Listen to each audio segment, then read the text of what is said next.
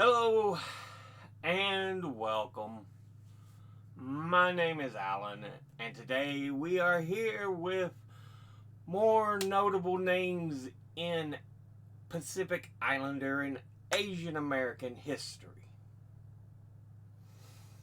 Today we are looking at Dr. Margaret Jessie Chung. I think that was her full name. Yeah, Margaret Jessie Chung. Anyway, yeah.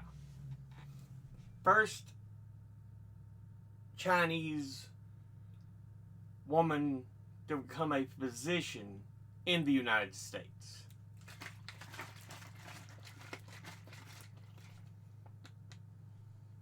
So, yeah. Let's look into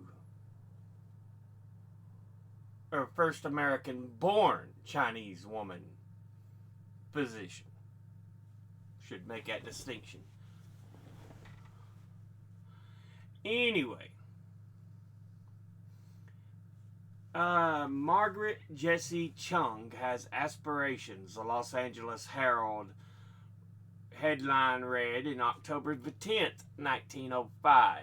She was 16-year-old, first generation Chinese American who was teaching in the Chinese colony of Los Angeles, California, while working to help support her large family.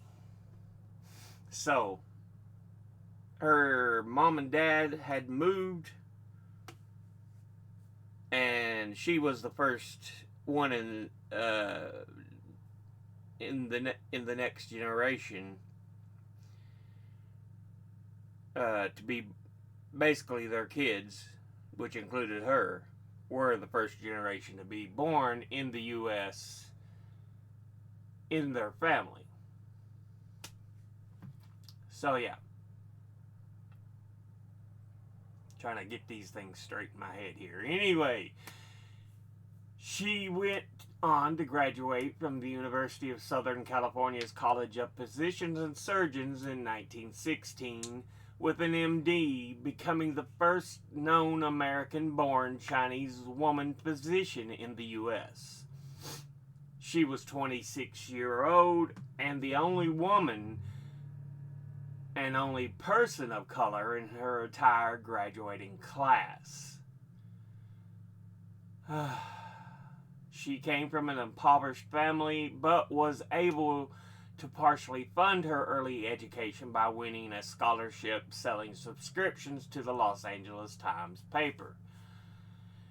She would go on to become one of the most well-known physicians of her time, serving as doctor, friend, and surrogate mom to many of her military and celebrity friends. In fact, that was her nickname, Mom. But yeah, despite the immense popularity and socio-political influence she enjoyed in her lifetime, she was is a relatively unknown figure today. Luckily, curious people can find photographs, illustrations, quotes, residential addresses, details of her renowned Sunday dinners, and even comic books featuring Margaret in the Library of Congress collections. She funded the first 2 years of her education by winning the Los Angeles Times Scholarship to attend the Prep Academy affiliated with USC, and then the accompanying July 8, 1908 Los Angeles Times article is a photograph of teenage Margaret and a lovely quote from her supportive friends. Margaret is exceptionally bright in her studies, but unless she wins her way for next year, her hope of an education will have to be laid aside. Yeah, again, just showing how impoverished her family was, and that, yeah, even though she may want something better, she's going to have to put it aside to keep things going with her family. Unlike many of her more affluent classmates, Margaret has had to work to support herself throughout her school years. Despite this, Margaret still dedicated a substantial amount of time to a number of causes.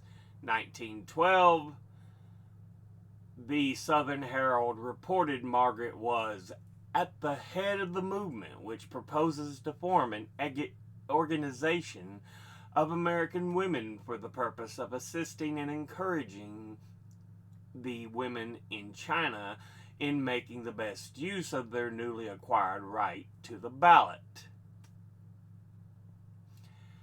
Yeah, in China, they had just gained the right to vote. But yeah. The article also noted Margaret's participation in the Women's Auxiliary League of the Chinese American League of Justice in Los Angeles, a member of the Chinese Protective Association and the Chinese Women's Reform Club. Margaret was also a member of the Willard Literary Society and active in athletics, especially basketball. But after graduating with her MD in 1916, she was unable to find work locally. By November of that year, Margaret moved to Chicago, where she had an internship at the Mary Thompson Hospital offered by Dr. Bertha Van Hoosen. Van Hoosen was a lifelong advocate for women doctors and the founder of the American Women's Medical Association. In Chicago, Margaret was supported by other women navigating discrimination in the medical field. May Michael, a Jewish doctor from England, supported Margaret's character in an application to the Illinois State Board of Health. Rachel Yaros, a Jewish physician born in Russia, helped her obtain her medical residency and would go on to be associated with Jane Addams and Ellen Gates Starr's Hull House.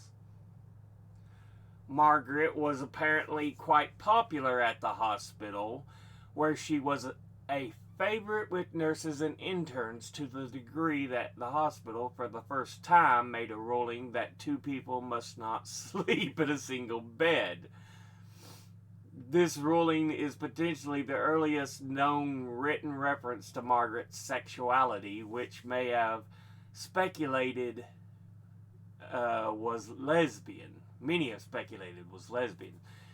While a historical figure's sexuality can never be fully known, additional sources which support the claim that Margaret was likely a lesbian include the FBI's Dr. Margaret Chung file and census records from the 1920s, which indicate Margaret was living with another unmarried woman.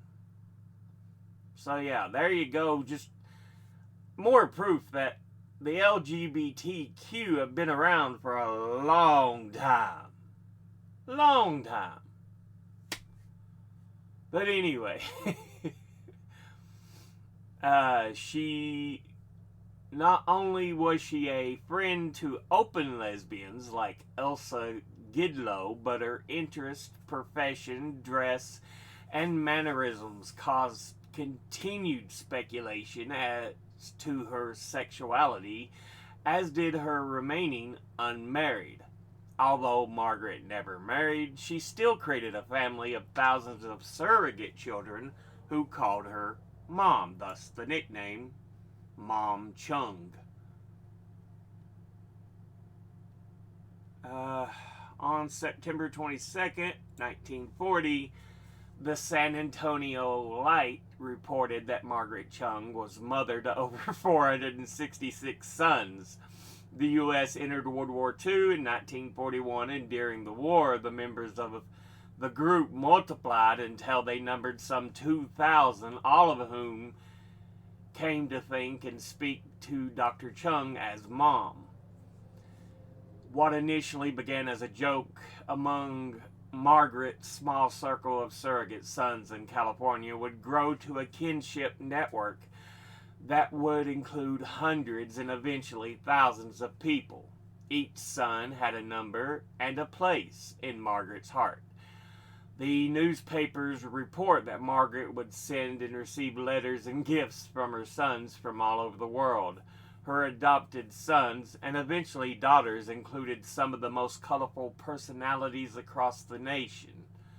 And in addition to her regular Sunday suppers, Margaret's home was the venue for many a social soiree, including a party for the cast of Kiss Me, Kate, and the wedding of Pulitzer Prize-winning author Carl Vinton Van Doren. According to an article in the Palm Springs Desert Sun, Sophie Tucker wrote some of these days while a guest at Margaret's. Yeah, and there you can see the picture of the article. Woman who's mother to 466 sons. Margaret provided an enormous amount of support to her sons in the military, and she herself very badly wanted to enlist. Margaret had first applied to join the Navy in March of 1942, but was denied. Never one to give up easily, Margaret called a few of her sons to create and ultimately pass the legislation that would create the WAVES, Women Accepted for Voluntary Emergency Service, the WW2 women's branch of the United States Naval Reserve. The WAVES were established on July the 21st, 1942 by Congress and signed into law by President Franklin D. Roosevelt on July 30th. Despite the fact that WAVES would never have existed without Margaret's powerful influence, she herself was rejected from serving due to her Chinese ancestry. Black women were also barred from serving in the WAVES until 1944. Although whiteness wasn't included in the written requirements as a qualifier for service, the recruitment policies and enrollment statistics tell a different story. Of the estimated 90,000 WAVES who served, only 72 were black women. Any woman surgeon bucks heavy odds of lay prejudice and professional resentment at usurpation of what many consider to be a man's undisputed field, and when that woman is an American of Chinese descent, she is granted even fewer mistakes and less leisure.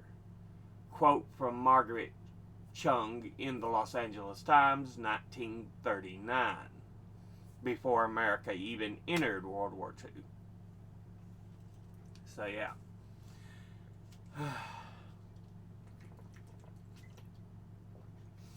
January 1959, newspapers marked the passing of Dr. Margaret Chung, noting her lifetime full of achievement, service, friendship, and celebrity.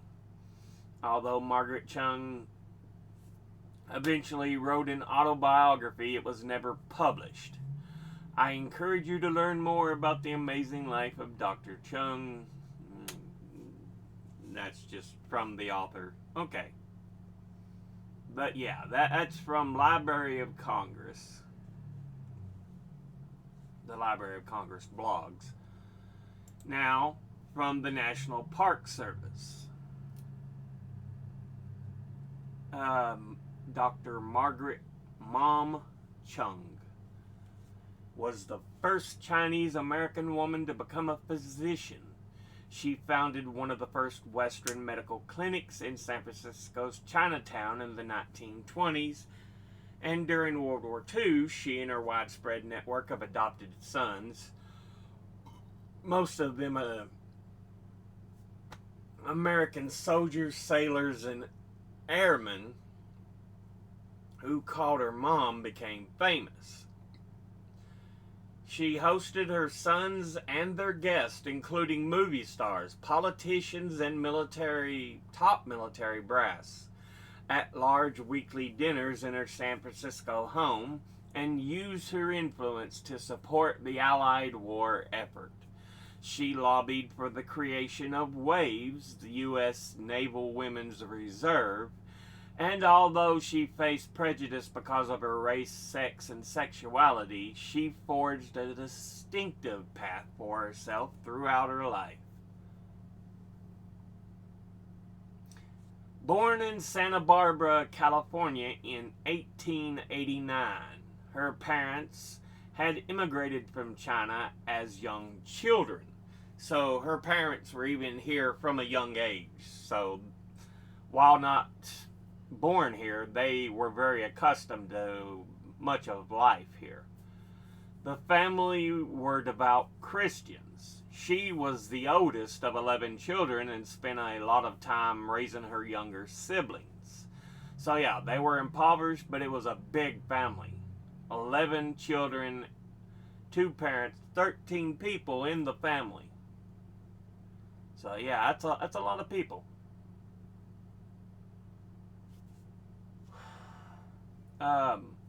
Intent on becoming a medical missionary to China, she worked her way through college and medical school at the University of Southern California. And as a medical student, she wore masculine clothing and referred to herself as Mike. Dr. Chung applied to be a medical missionary after her graduation, but the Presbyterian Missionary Board rejected her because of her race. However, she did not give up on becoming a doctor. She worked as a surgical nurse and then as an intern and medical resident in the Chicago area. In 1919, she returned to her family and home state of California. She treated victims of industrial accidents as a surgeon at the Santa Fe Railroad Hospital in Los Angeles. She also started a private practice ministering to the actors and musicians of the growing Hollywood entertainment industry. She became well known as a physician to the stars in the early days of Hollywood. In 1922, she moved to San Francisco and opened a clinic in Chinatown. She especially wanted to help Chinese women patients, but many of the neighborhood's residents were skeptical of Western medicine. They still believed in the Chinese old medical practices. They were even more suspicious of a young single woman doctor who dressed in masculine clothes. Many Chinatown residents treated Dr. Chung as an outsider, and rumors circulated that she was a lesbian. She was more successful in attracting non-Chinese patients. Her outsider status actually made this easier, along with other Chinese Americans during this period. She cultivated an Oriental image to appeal to white visitors who were looking for exotic Chinese medical treatments. Other patients, such as the lesbian poet and journalist Eliza Gidlow, chose her because they suspected Chung might be a sister lesbian. While Chung never claimed that label, she did have several romantic and intimate relationships with women, including Gidlow and the entertainer Sophie Tucker. Intent on protecting herself from damaging rumors about her sexuality, she traveled outside Chinatown to frequent the bars, speakeasies, and cafes that formed a growing queer subculture in San Francisco's North Beach neighborhood. In the 1930s, Dr. Chung's life changed again. The Japanese invasion of China and the Sino-Japanese War, 1937 to 45, at the right before World War II on through World War II, and all that means Sino is China. So yeah, whenever you hear Sino whoever war, it's China versus somebody. But it sparked new American sympathy for the Chinese people, as they were the victims of the Empire of Japan who had attacked the U.S. In this environment, a U.S. Navy Reserve's ensign named Stephen G. Bancroft reached out to Dr. Chung to ask if she could help him get a commission in the Chinese military. She had no such influence, but she invited Bancroft and some of his pilot friends to her home in San Francisco for dinner. Chung and Bancroft's group hit it off. They ate dinner together almost every night and went on camping and hunting trips. They started to joke about how to describe their unusual bond. As Chung recalled in her autobiography, one night the pilot spoke up and said, "Gee, you are so understanding as a mother, and we are going to adopt you. But hell, you are an old maid and you haven't got a father for us." Feeling facetious that night, I cracked back at them. "Well, that makes you a lot of fair-haired bastards, doesn't it?" And thus the name Mom stuck. Dr. Chung volunteered to serve as a frontline surgeon during the Sino-Japanese War. Instead, she was asked to secretly recruit pilots for a unit that would become as famous as the Flying Tigers. These squadrons of American pilots from the Marines, Air Corps, and Navy flew under Chinese colors. By the end of World War II, her surrogate family had swelled to more than 1,500. Aviators were part of the fair-haired bastards group, while submarine men were called golden dolphins, all others known as Kiwis. Many of Chung's children were American servicemen, but Hollywood stars like John Wayne and Ronald Reagan were also included. So were politicians and top military officials like Fleet Admirals Chester Nimitz and William Bull Halsey Jr. The pilot and adventurer Amelia Earhart was one of her few bastard daughters. World War II, she used her influence and patriotism to work for the Allied war effort and supported her sons at the front by sending them letters and Christmas gifts and connecting them to each other. She hosted weekly Saturday dinners at her home for family members and their guests, and her fame grew and her adopted family received significant media coverage as an example of American patriotism. Just like we saw in the previous article. Where is that? Right there. A woman's who's mother to 466 sons. She also pressed for greater inclusion of women in the U.S. military. She pushed for legislation to create the waves, women accepted for voluntary emergency service, a reserve corps for women in the Navy, and drew on her connections to government officials and her network of adopted children to lobby behind the scenes. She succeeded in getting waves established in 1942, but did not get the proper credit for her role in its creation. Her repeated applications to join the Corps were rejected because of her race and rumors of her sexuality of being a lesbian. She would die from cancer January 5th, 1959, at the age of 69.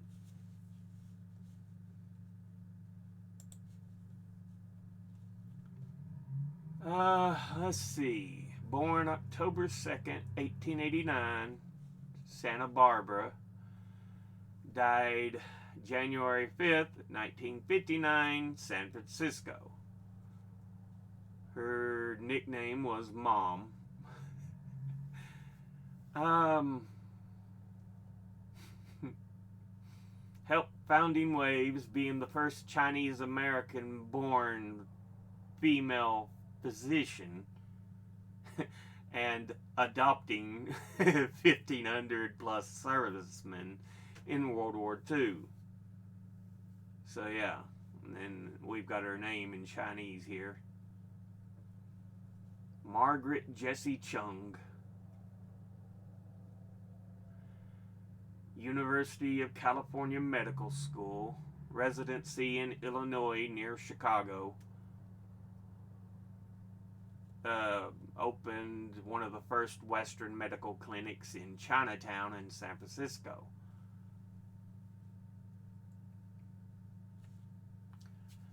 At the time of her birth, the 1882 Chinese Exclusion Act was at her strongest.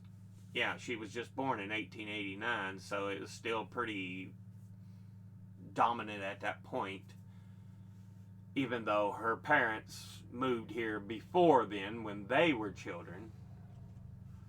Her father, Chung was a foreman at the Rancho Guadalajara in Ventura County.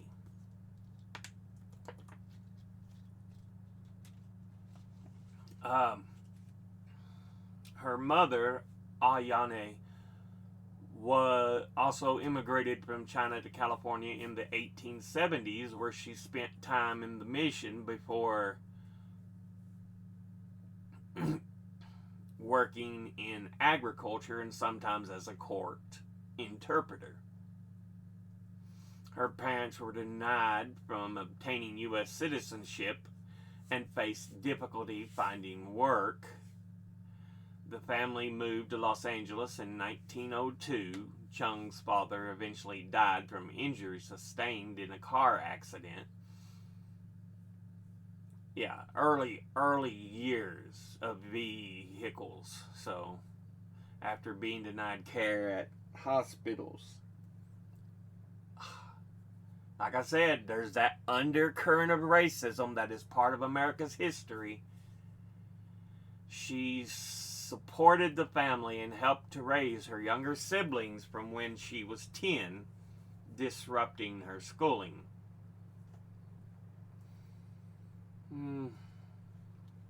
But apparently, yeah, where they were Christian, the missionary was a big part of her life, especially early years.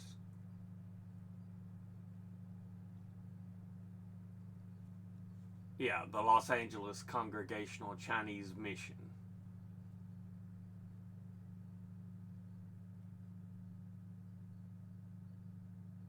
In 1910, she won second place in a speech contest.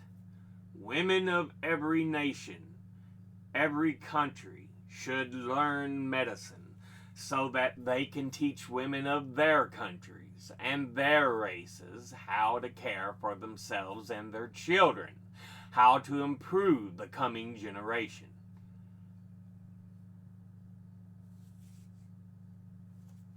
So, yeah.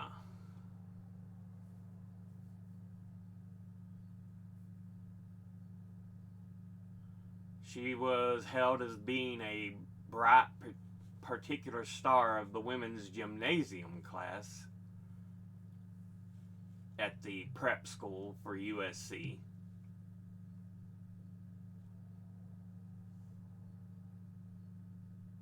So, yeah, we talked about how she really liked basketball. She was apparently really good at gymnastics, very athletic. Yeah.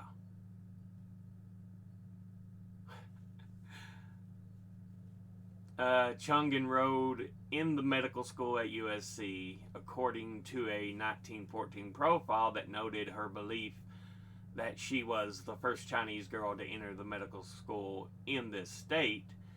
She did take on a different identity, going by Mike and dressing in a long blazer, shirt, and tie. She was raised Presbyterian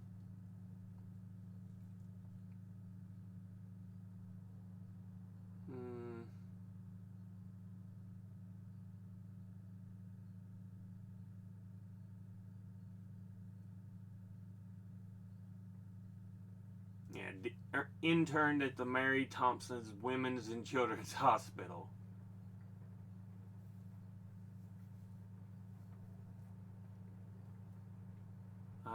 She would be resident assistant in psychiatry for the first Juvenile Psychopathic Institute of the state of Illinois at the Cook County Hospital in 1917, and would be later appointed state criminologist for Illinois.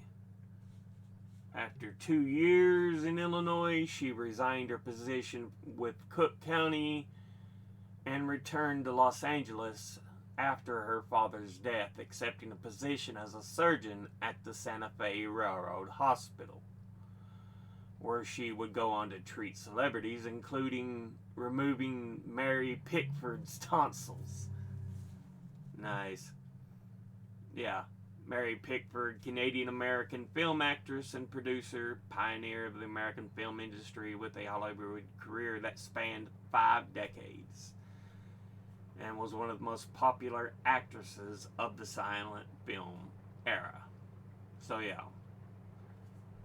So teens, 20s, 30s, 40s, 50s.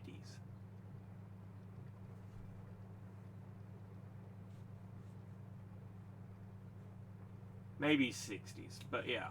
Anyway. Moved to San Francisco's Chinatown in 1922 after experiencing the city while accompanying 2 patients, where she opened a private office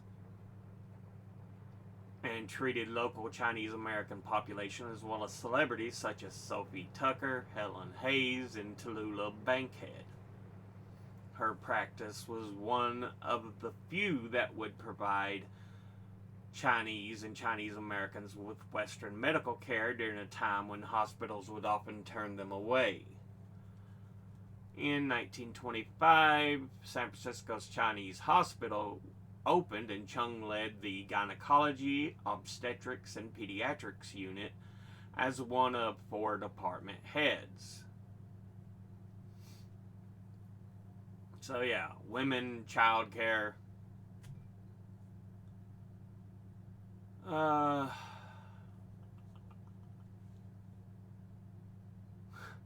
course, we mentioned Mom Chung's fair-haired bastards talking about the military people she adopted.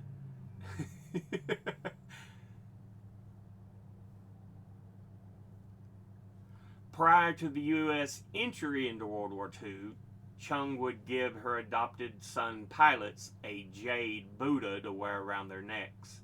So yeah, a little Buddha carved of jade to wear, which would become a token by which the pilots would recognize each other throughout the world. So you had it on, they could see that, oh, you know Mom Chung too.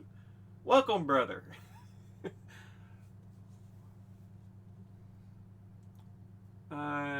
Japan would invade China in 1937. Chung would volunteer as a frontline surgeon, but was secretly assigned instead to recruit pilots for the first American volunteer group, better known as the Flying Tigers. During the war, she would serve up to 175 people at Thanksgiving at her house, and wrapped and addressed 4,000 gifts at Christmas. Her house guests included high-ranking officers and U.S. senators and congressmen. Leaning on these connections, she helped establish the Women Accepted for Volunteer Emergency Service, WAVES. She adopted the entire VF-2 squadron, nicknamed the Rippers for their logo, which showed the Chinese dragon ripping a flag.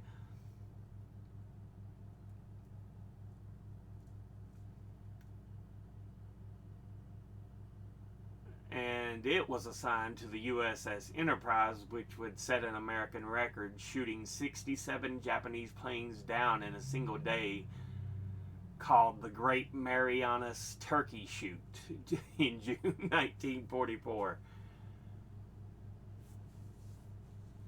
Uh, do, do, do.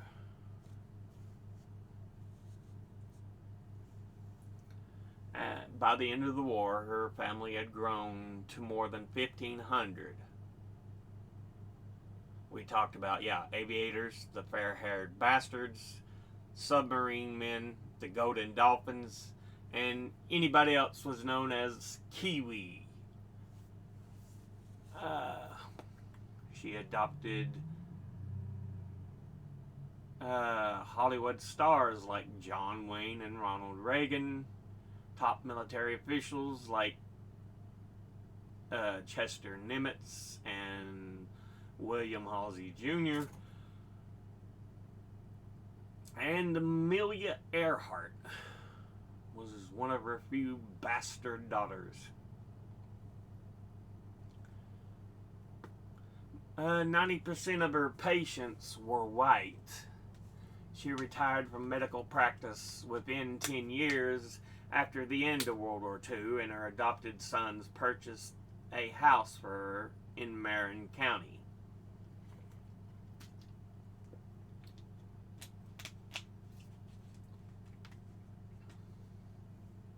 So beloved. The soldiers that were her adopted sons purchased her a house when she retired.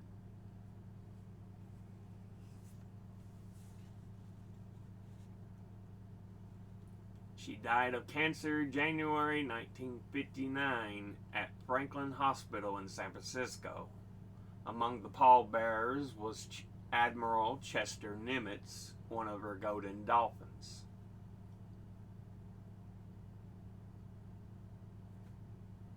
A pioneer in both professional and political realms. As the only woman in her class, she adopted masculine dress and called herself Mike. But after having established professional practice, she reverted back to conventional dress and her female name.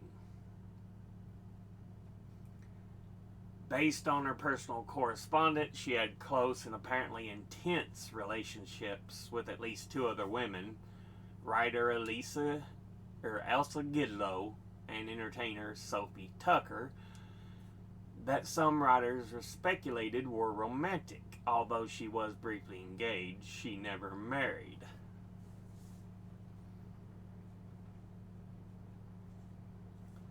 Elsa Gidlow, British-born Canadian-American poet, freelance journalist, philosopher, and humanitarian, best known for writing On a Gray Thread, the first volume of an openly lesbian love poetry published in North America.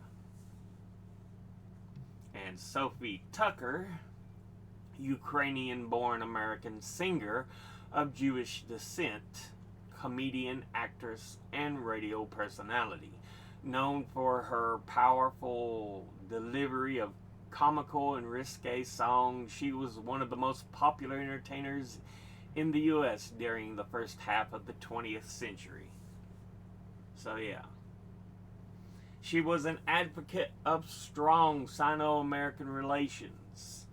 Chung was a neighbor, friend, and confidant of travel writer Richard Halliburton, who died in an attempt to sell the junk Sea Dragon as a symbol of the bond of East and West, from Hong Kong to the 1939 Golden Gate International Exposition in San Francisco. Notable sons: Albert B. Chandler, governor and senator from Kentucky; William Bull Halsey Jr., fleet admiral for the Navy; Andre Kostelanetz, conductor; Melvin Moss, Major General of the U.S. Marine Corps and U.S. Representative from Minnesota; Chester Nimitz, Fleet Admiral for the U.S. Navy; Russell Randall, Brigadier General of the U.S. Army Air Forces; Ronald Reagan, actor and president; Walter Schletch Jr., Rear Admiral and Chief of Military Sea Left Command for the U.S. Navy; William Sterling Parsons, Rear Admiral and bomb commander of the Enola Gay, and Raymond Willis, U.S. Senator from Indiana. She was reportedly the inspiration for the character of Dr. Mary Ling in the 1939 film King of Chinatown, portrayed by Anna May Wong. At least 3 flying fortresses were named Mama Chung in her honor by her adopted sons during World War II. Chung was commemorated with a plaque in the Legacy Walk project on October 11th, 2012, an outdoor public display which celebrates LGBT history and people, and a tunnel boring machine for the San Francisco Municipal Railway's Central Subway was named Mom Chung on March 7th, 2013, which is, I think, this image. So, yeah. Mom Chung. There she is in 1914 in her early 20s. 14, 11, 25 she would have been. Well, definitely an interesting individual. Absolutely, without a doubt. Many of the people we've seen in some of the different videos I've done, like the African Americans in U.S. history, Jewish Americans, U.S. history, Asian Americans, she's pretty interesting. I mean, all of them have been fairly interesting for the most part, but pretty interesting character. It's sad when people like this are often forgotten. But yeah. Anyway, as always, educate thyself. Think, read, study, learn. Someone tells you something you have trouble believing, ask them to cite their sources. I'll be putting my links and sources in the description box below the video. Thank you all for watching. I'll see you all in the next one. Until then, later.